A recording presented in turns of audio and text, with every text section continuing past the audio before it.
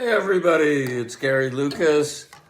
It is the witching hour. Well, not quite. It's 8 p.m. here in Maastricht, Holland, and it's 3 p.m. Eastern Daylight Time, at least for another 12 hours or so before the clocks go back. Should be 7 p.m. in the UK, and et cetera, et cetera.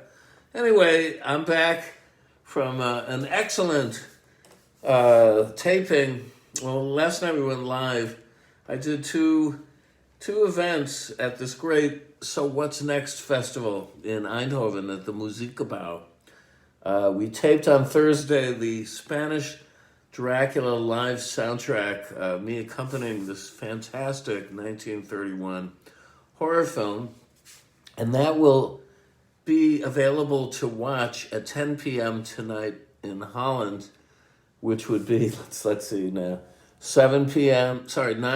in the UK, and 5 p.m. in New York and along the Eastern Seaboard, and et cetera, et cetera. And that's at a website for the festival. I'll post it when I'm done with this little broadcast today. But I'm so happy to be here in the Netherlands. It's really just been a tonic for me, having been cooped up in New York for 7 months. And there, but for the grace of the Dutch immigration authorities, the festival organizers, Frank Veenstra and Marika Meeschke, I hope I'm pronouncing that right, Marika, and KLM, who allowed me to board my flight 10 days ago. I'm here, and I'm working with great Dutch acoustic bass player Peter Willems, who is an award winner, who came all the way to see me from Maastricht, where he lives, about a year ago when I played at Nick Voldebrecht Jazz Club in Laarden. I have a whole long, complicated history with the Netherlands. I love to play it. It is the first country that really got what I do and took to my music in a big way. And I probably spend more time here than any other country that I've toured in the world. But anyway, I'll just get down to playing a little bit. I'm going to try and skew this so it's a little bit more on the dark side. But anyway, there always is that element to my playing, is it not so? So.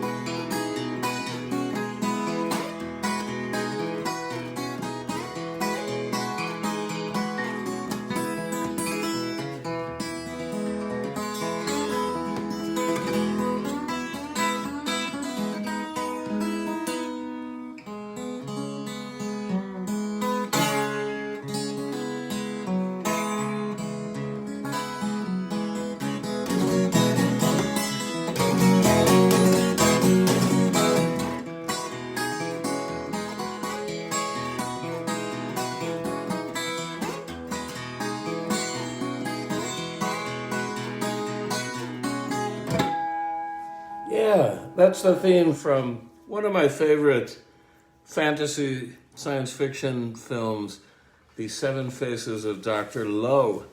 That's a George Pal directed film, one of the greats in the history of fantastic cinema. You may know The Time Machine with Rod Taylor and many other great classic 60s films. And it starred Tony Randall, Mr. Odd Couple himself. He does a yeoman service in this film. He portrays 7 different characters, including the abominable snowman and various mythological creatures, as well as a kindly old Chinese fellow, Dr. Lowe. And if you're really interested, check out the novella by Charles G. Finney, who's a great, fairly unknown American fantasy writer in the tradition of guys like Ambrose Bierce, who you probably know from An Occurrence at Owl Creek Bridge. So Finney wrote this in the 1920s, and it's quite a very lively concoction of American tall tales and some political satire thrown in, and it's just really great fun. So, and get a chance to see this film, because the theme that I just played is by the great Lee Harline, who you may know from Walt Disney's Pinocchio. He wrote When You Wish Upon a Star. And Dr. Lowe, actually, I can see antecedents in some other people's work, which I won't go into. I don't know if it's a blessing or a curse, but I have very pronounced pattern recognition ability, which inhibits me from actually enjoying a lot of music these days, because it always reminds me of something else. I was trying to explain. I did an interview last night with a very nice young woman named Shai at the conclusion of my set with Peter Willems in the Eindhoven Muziekgebouw, and she was asking me my thoughts on popular music and jazz and the confluence of each stream there. And it's this kind of pattern recognition skills that do me in every time, because so much of what I hear in the nature of supposed new music these days just sounds like so many other derivations. But they've just carbon copied the original to such a degree that it's almost illegible at this point, so that some new kind of form appears in the mist. But I don't know, it doesn't really often do it for me. I prefer to hear originals often rather than covers, but I do a lot of covers too, so who am I to complain here? And speaking of which, let's see.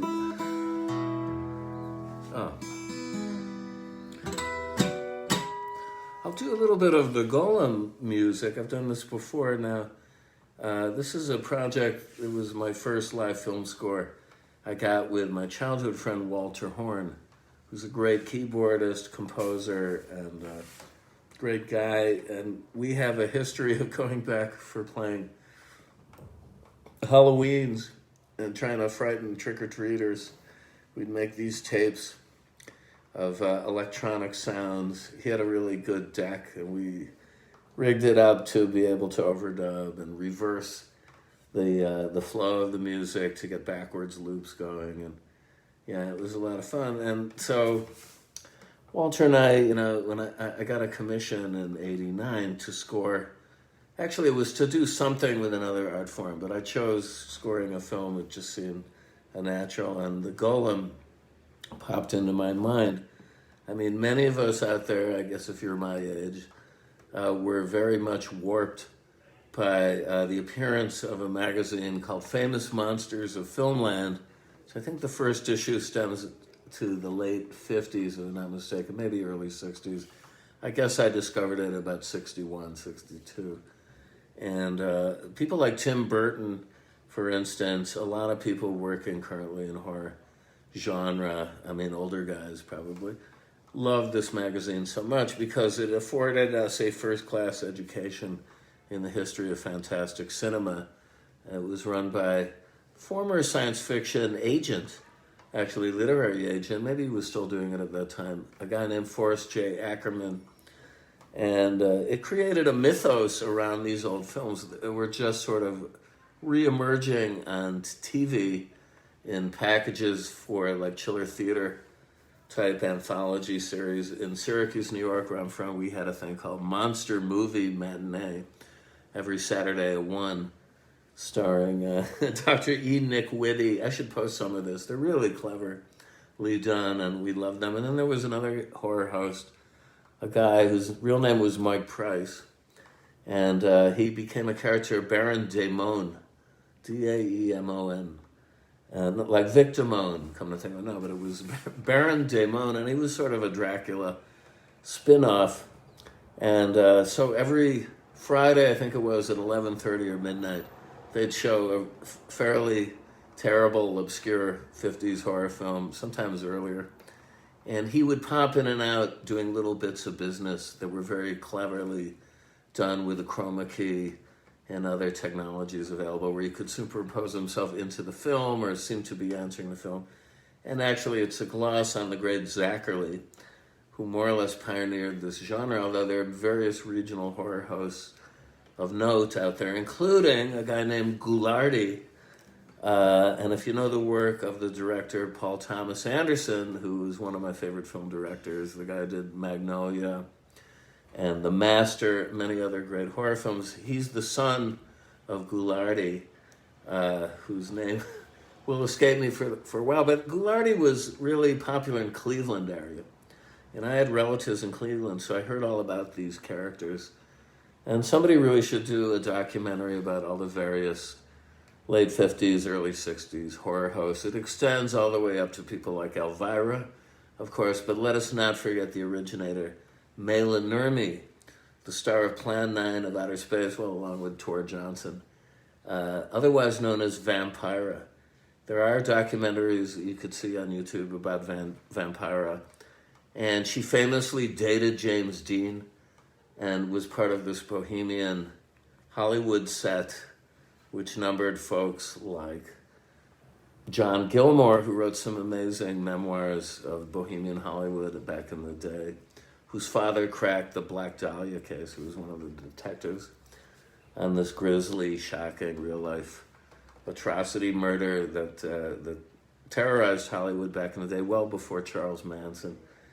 John Gilmore was actually maybe romantically linked with James Dean. I digress, but he claimed that in a few books, and who am I to deny his moment in the sun? He's dead now. But James Dean, of course, lives on, and James Dean dated Maila Nurmi, a.k.a. Vampira, who famously had I think it was a 12 or 13-inch wasp waist. She had an hourglass figure, and did all sorts of exercises to kind of constrict herself and further narrow her waistline for her appearances on TV. But check them out, because she was the direct antecedent of Charles Adams' Morticia comic, Vampiress, that illuminated the pages of the New Yorker magazine. And she's also the forerunner of the later series, The Addams Family, which had Carolyn Jones essaying the role. But Vampira is the shizzle, as they say, and anyway, it was a great era, was it not, of all sorts of like Halloween obsessed people. Now we have QAnon to think about as the latest, kind of craze in a very sick and twisted way. And was just explaining to somebody here about how this is like taken hold in a meme-like way of otherwise well-meaning people, including many Republicans running for office. Be afraid, be very afraid, because that's the real-life horror in this particular period. Okay, but I don't want to dwell too much on the horrible here, so let's do some beautiful. I'll tell you what.